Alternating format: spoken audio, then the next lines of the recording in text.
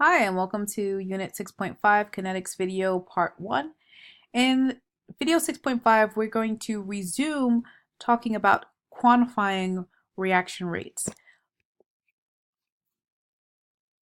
So recall we talked about rate laws. And remember that the rate law sort of has this general form. So for a reaction like A goes to B plus C, it's going to be the rate order, the rate constant times the concentration of the reactants raised to their order.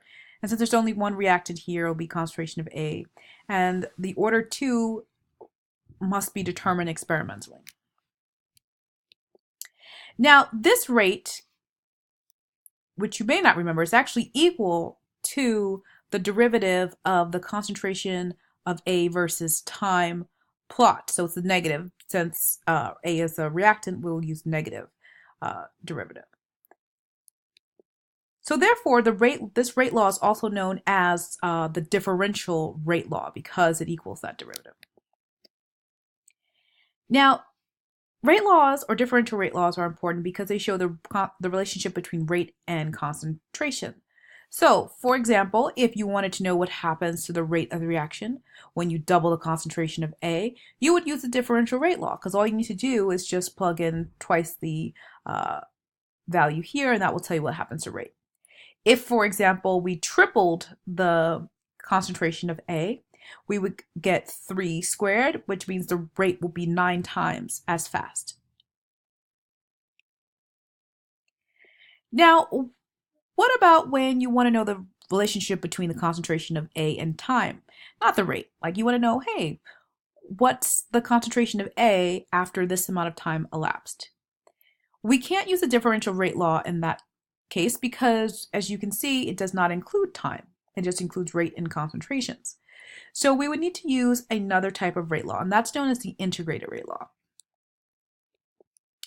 Now the cool thing is you've actually already seen the integrated rate law because what it is the y equals mx plus b, or the slope-intercept form for the linear functions of 0, first, and second order. And remember, the linear functions are sort of when we are analyzing the data of concentration versus time, and we're trying to figure out which plot would result in a linear function, and for 0 order, it's concentration of A versus time. For first order, it's natural log of concentration of A versus time. And then for second order, it's 1 over concentration of A versus time. So let's talk about how we write the integrated rate law from these plots. So remember the y equals mx plus b form of the line is what we're aiming for. And starting with y would be whatever the value is on the y-axis. So for 0 order, it's concentration of A. So that goes in for y. M in the y equals mx plus b form is our slope. And for 0 order, the slope, k is equal to the negative slope. That means the slope is equal to negative k. So we're going to plug in negative k here. Let's move on now to our x-axis. On our x-axis, we have time. So you can see that clearly written here on the x-axis. So for x, we're going to plug in t for time. And then finally, let's talk about b. B is the y-intercept. So that's where the plot crosses the y-axis.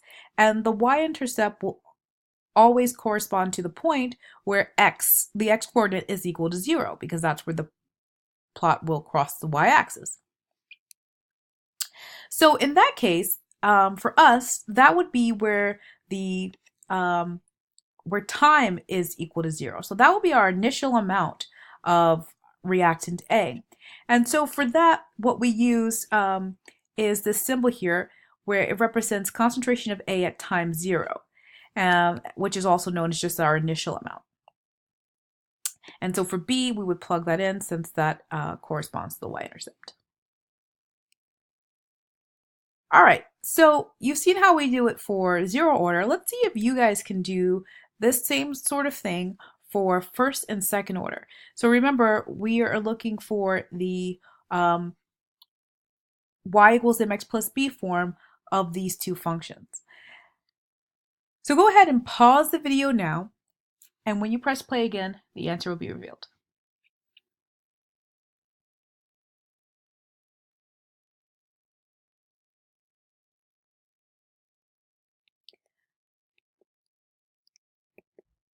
All right, excuse me. Here are the answers.